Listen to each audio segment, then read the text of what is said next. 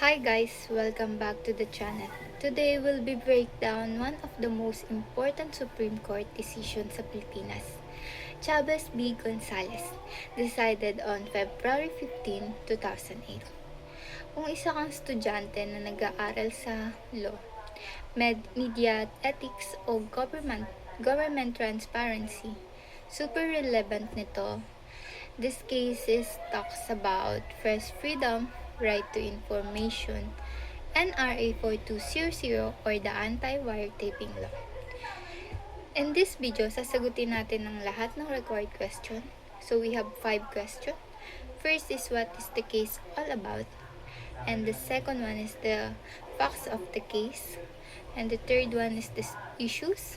And the fourth is Supreme Court ruling. So lastly, we need to takeaways or learnings about this case. So let's start. So for the first question, what is the case all about? So basically, this case centers around the Garci tapes. Ito yung mga controversial na recorded phone calls allegedly between a COMELEC commissioner and the president right after the national elections. The government through the NTC and the Department of Justice, naglalabas na sila ng warnings na huwag nyo i-air ang tapes, illegal yan. It's under RA 4200 or else it's a risk suspension ng inyong broadcast license. So ang tanong, pwede bang pigilan ang media bago pa man sila mag-air sa media? So second is, violation ba ito ng freedom of speech and of the press? And third one, pwede bang gamitin ang RA 4200 para iban ang pag-play ng tapes? That's what this case is about, the fight between press freedom and government warning using anti-wiretapping law. So let's go for the second question, which is the facts of the case. Here are the important facts. First, lumabas ang audio recording na allegedly between the president and a COMELEC commissioner.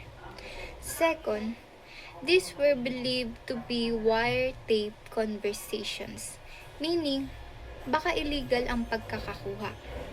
Third one, gusto ng media organizations i-air ang tapes kasi public interest ang laman tungkol sa integrity ng elections. And fourth, DOJ Secretary Rol Gonzales nag-announce na may criminal liability ang magbo-broadcast ng tapes dahil sa RA 4200. And lastly, 5, NTC also issued a press release warning stations na baka masuspend ang kanilang broadcast franchise kung i-air nila to. Oops, there's another more, which is the number 6. Dahil dito, Francisco Chavez filed a petition to stop the government from silencing the media. Kahit hindi media si Chavez, the court accepted the case kasi tungkol ito sa constitutional rights that affect every citizen. And let's go for the question number 3, which is the issue case about. Tatlong major issues ang tinitignan ng Supreme Court. First issue is, may legal standing ba si Chavez? He's not a journalist. Pwede ba siyang magreklamo? Issue number 2, yung warnings ba ng NTC at DOJ ay considered prior restraint? Meaning, pinipigilan nila ang media bago pa man mag-air. Prior restraint is almost always unconstitutional, lalo na if political speech. And third issue, pwede bang gamitin ang RA 4200 to stop the airing of the tapes. Ang DOJ na nagsabi, illegal ang pag-air kasi illegal ang pagkakakuha.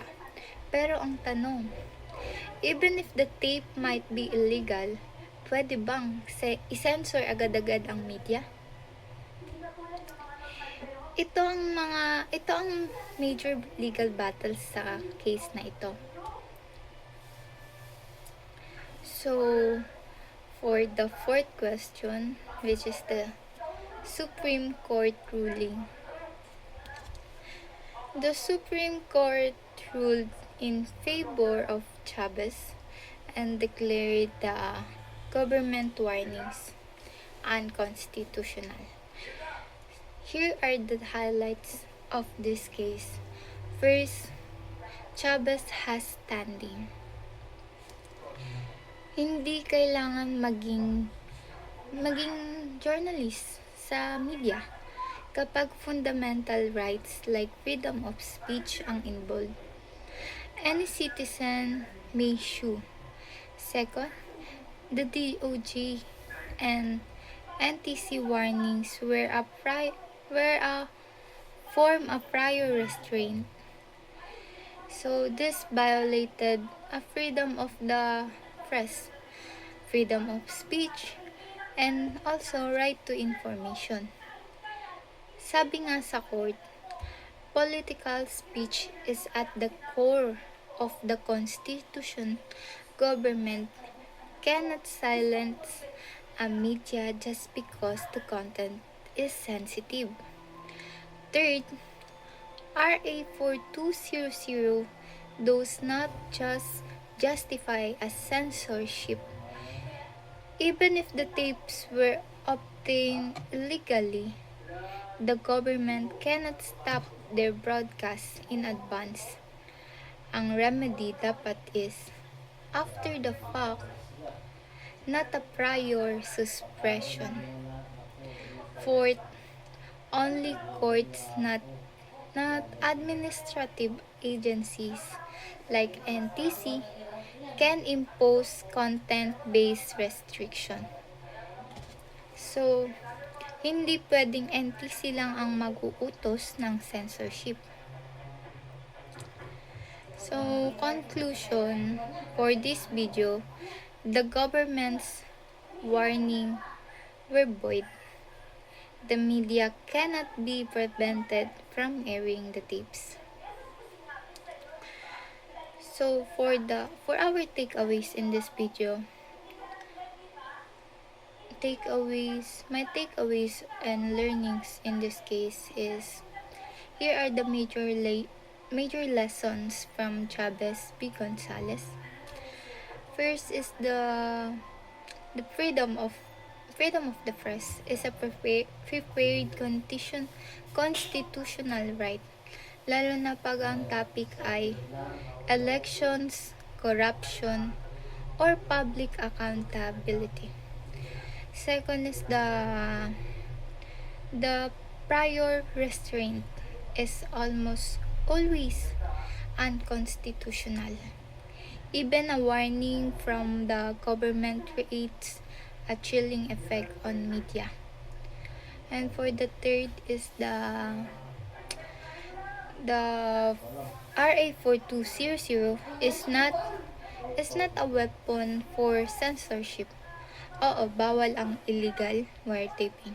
Pero hindi ito automatic na bawal i-report o i-broadcast kung may public interest involved. And for the fourth is the citizens. Citizens, not just a journalist. It can fight for constitutional freedoms. Kahit hindi ka taga-media, if public rights are at stake, you can petition the court. And the fifth is the transparency in government is essential in a democracy. Ang public has the right to know especially if the information affects elections. And the sixth, is the old laws like RA 4200 must adapt to modern technology. The case shows na kailangan natin i-balance between privacy and public interest. And that's all. So, ayun nga guys. Chavez P. Gonzalez is a very, very, very powerful reminder that even when the government tries to silence information for legal reason, the constitutional still stands higher. Freedom of the case keeps democracy alive.